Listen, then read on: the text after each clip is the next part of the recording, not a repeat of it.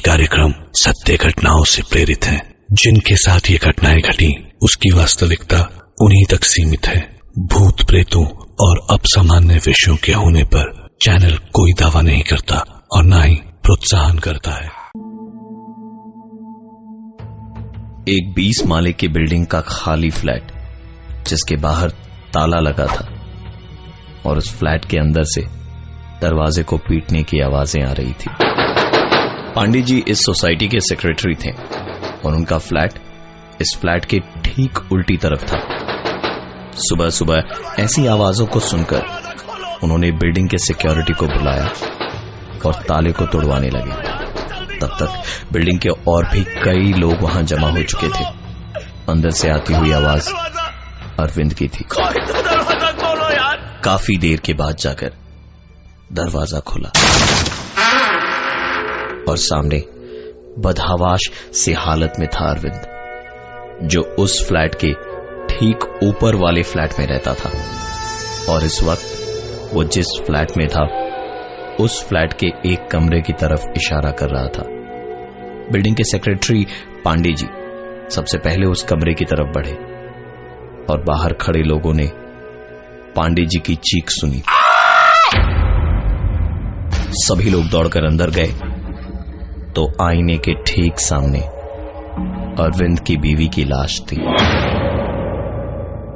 अरविंद की बीवी की मौत कैसे हुई, वो दोनों इस घर में कैसे पहुंचे, दरवाजे के बाहर ताला कैसे लगा था, और भी कई सारे सवाल एक एक करके उमड़ रहे थे वहां मौजूद सबके मन में। मामला किसी की मौत का था, इसलिए पांडे जी जो बिल्डिंग के सेक्रेटरी थे उन्होंने पुलिस को इन्फॉर्म कर दिया। थोड़ी ही देर में पुलिस आई और छानबीन और पूछताछ शुरू की। पूछताछ में पता चला कि यह फ्लैट किसी जॉर्ज का था और करीबन 2 सालों से बंद पड़ा था। पुलिस ने जब अरविंद से पूछताछ की तो उसने बताया कि कल दोपहर में जॉर्ज उसके घर आया था और उसने बताया कि वो ये फ्लैट वापस खोल रहा है, इसलिए आज शाम को उसने एक पार्टी रखी है। शाम तकरीबन 9 बजे मैं और मेरी वाइफ इस फ्लैट में आए तो पता चला कि हम सबसे पहले ही यहां पहुंच गए थे। हम सब ने बैठकर बातचीत शुरू ही की थी कि डोरबेल बजी। जॉर्ज ने कहा कि मैं दरवाजा खोल कर आता हूं और उसके बाद तकरीबन 5-6 मिनट तक जब वो वापस कमरे में नहीं आया तो मैं अपनी जगह से उठा दरवाजे की तरफ जाने के लिए। उठकर मैंने 2-3 कदम ही लिए होंगे कि कमरे की बत्ती चली गई। मैंने खिड़की से बाहर झांका तो पता चला कि पूरी सोसाइटी की ही लाइट गई हुई थी। लाइट जाने पर तकरीबन 1 मिनट के अंदर ही यहां वापस भी आ जाती है, क्योंकि बिल्डिंग में पावर बैकअप है। इससे पहले कि लाइट आती, अंधेरे में ही मैंने मेरी बीवी नेहा की एक चीख सुनी।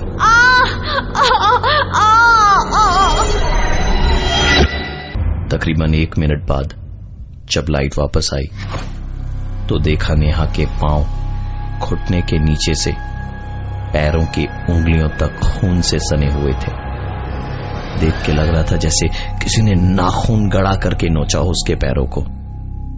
मैंने नेहा से पूछा कि ये कैसे हुआ, तो नेहा कुछ नहीं बोली और पागलों की तरह दौड़कर एक कमरे में घुस गई और दरवाजा बंद कर दिया। मैं जोर जोर से दरवाजे पर अपने लात और कंधे से मार रहा था, पर नेहा ने दरवाजा नहीं खोला। बहुत बार कोशिश करने के बाद दरवाजा एक झटके से खुला। कमरे में नेहा अजीब सी आवाजें करती हुई दीवार पर कुछ लिख रही थी। मैं देखता रहा कि वो क्या लिख रही है।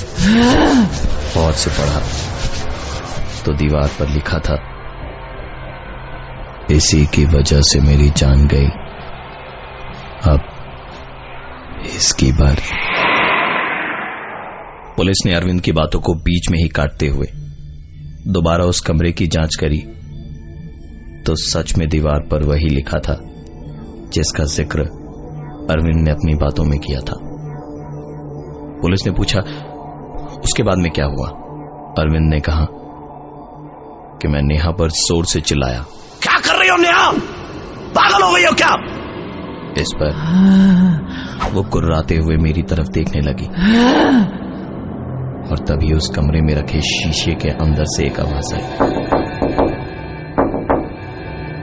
ऐसी आवाज मैंने जिंदगी में पहली बार ही सुनी थी, क्योंकि आवाज शीशे के अंदर से आ रही थी।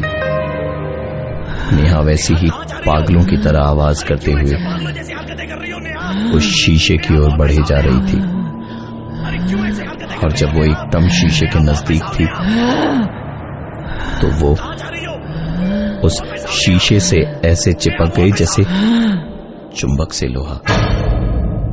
मैंने पूरी हिम्मत जुटाकर उसको बहुत खींचने की कोशिश करी, बचाने की कोशिश करी, लेकिन जब उसको शीशे से अलग किया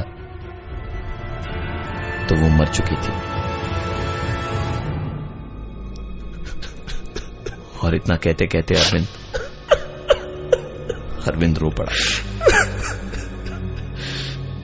अरविंद ने आगे बताया कि नेहा की इस हालत के बाद मैंने इस मेन डोर को खोलने की बहुत कोशिश करी, दरवाजे को बहुत खटखटाया, पर किसी ने रात भर दरवाजा नहीं खोला। पुलिस चाहकर भी अरविंद को हिरासत में नहीं ले सकती थी, क्योंकि पोस्टमार्टम की रिपोर्ट ने बताया कि नेहा की मौत हार्ट फेल होने से हुई है। अब जॉर्ज से पूछताछ करने की बारी थी, क्योंकि यह फ्लैट जॉर्ज का था, इसलिए पुलिस ने तुरंत जॉर्ज को फोन करके बुलाया। उसे आने में 1 दिन का वक्त लगा, क्योंकि उस वक्त जॉर्ज शहर में नहीं था, वो मध्य प्रदेश में था। आते के साथ ही वो पुलिस स्टेशन पहुंचा और पूछताछ करने पर उसने साफ साफ बताया कि वो पिछले 2 सालों से इस शहर में नहीं आया है। अरविंद की बीवी नेहा के साथ उसका अफेयर था, और उसकी खुद की बीवी की जब कार एक्सीडेंट में मौत हो गई, उसके बाद उसने ये शहर हमेशा हमेशा के लिए छोड़ दिया। जॉर्ज ने बताया कि अरविंद की बीवी नेहा ने मुझे बहुत रोकने की कोशिश की थी, पर मैं यहां और नहीं रहना चाहता था। इनफैक्ट मेरे भोपाल चले जाने के बाद भी उसने कई दिनों तक फोन पर मुझे बहुत परेशान किया, रोई, गिड़गिड़ाई, और मुझे इस घर में, इस शहर में मेरी बीवी की मौत के बाद सब कुछ अजीब लगता था, इसलिए मैं कभी वापस आया ही नहीं। जहां तक आपके बातों की सवाल है, तो आप चाहें तो मैं आपको सारे सबूत दे सकता हूं कि वारदात की रात या उस दिन की दोपहर मैं इस शहर में था ही नहीं, मैं तो भोपाल में था। आप कहें तो मैं अपनी ऑफिस की सीसीटीवी फुटेज मंगवा देता हूं, आप मेरे फोन की लोकेशन भी चेक कर सकते हैं। मैं अरविंद के घर गया ही नहीं था उसे किसी पार्टी के लिए इनवाइट करने। यह जरूर अरविंद की बीवी नेहा की ही कोई चाल होगी, ताकि मेरे ही घर में सुसाइड करके मुझे फंसा सके। पुलिस ने जॉर्ज को बीच में ही रोकते हुए कहा, शायद आपको पूरी बात मालूम नहीं, नेहा की मौत हार्ट अटैक से हुई है, यह सुसाइड का मामला नहीं है। पुलिस ने कहा कि आप अभी के लिए तो जा सकते हैं, पर जब तक छानबीन पूरी नहीं हो जाती आप इस शहर को छोड़कर बाहर नहीं जा सकते। जॉर्ज वापस अपने घर पहुंचा तो सीधा उस कमरे में गया जहां नेहा की लाश मिली थी। वहां दीवार पर वो लिखावट अब भी थी, इसी की वजह से मेरी जान गई, अब इसकी बारी।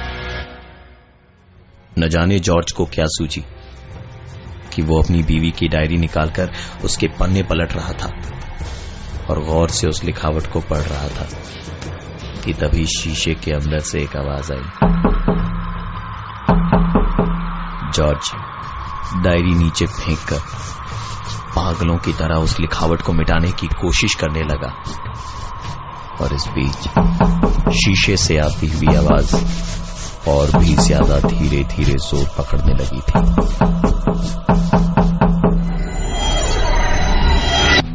जॉर्ज कुछ देर तक उस शीशे को देखता रहा, और वो आवाज भी होती रही। फिर जॉर्ज ने बिना सोचे समझे ही अपना हाथ उस शीशे पे रखा तो आवाज बंद हुई। जॉर्ज ने चैन की सांस ली ही थी कि अब वो आवाज दरवाजे पर होने लगी। जॉर्ज ने झट से दरवाजे पर हाथ रखा। आवाज फिर बंद हो गई। 1 सेकंड ही हुआ होगा कि आवाज सामने रखे फूलदान से आई। जॉर्ज ने उसे पकड़ा तो फिर से आवाज बंद हुई और अगली आवाज टीवी के अंदर से थी। टीवी पर हाथ रखा तो आवाज बंद हुई और उसके बाद आवाज खिड़की पे हुई। दौड़कर खिड़की तक जाके जॉर्ज ने खिड़की के शीशे पे हाथ रखा तो आवाज तो बंद हुई पर साथ ही खिड़की भी खुली। खिड़की के खुलने से तेज हवाएं पूरे घर में आ रही थी और इस बीच किसी ने जॉर्ज को पीछे से धक्का दिया और वो सीधे नीचे जाकर गिरा।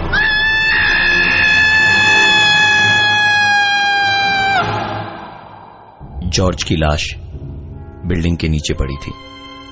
सोसाइटी के लोगों ने तुरंत पुलिस को बुलाया और पुलिस ने पूरे घर की तलाशी भी ली। सारे सबूत पुलिस के सामने थे पर उन सबूतों को लेकर पुलिस किससे पूछताछ करे ये खुद उन्हें भी मालूम नहीं था। घर में चारों तरफ जॉर्ज के फिंगरप्रिंट्स थे। दीवार पर जो पहले की लिखावट थी वो हल्की पड़ चुकी थी।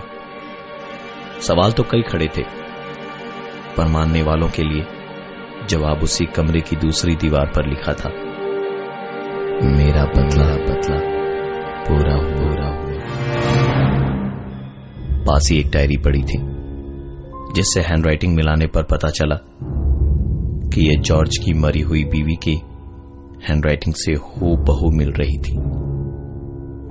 मानने वालों के साथ अब इस कहानी को सुनने वालों को भी पता है कि जॉर्ज और नेहा की जान किसने और कैसे ली थी।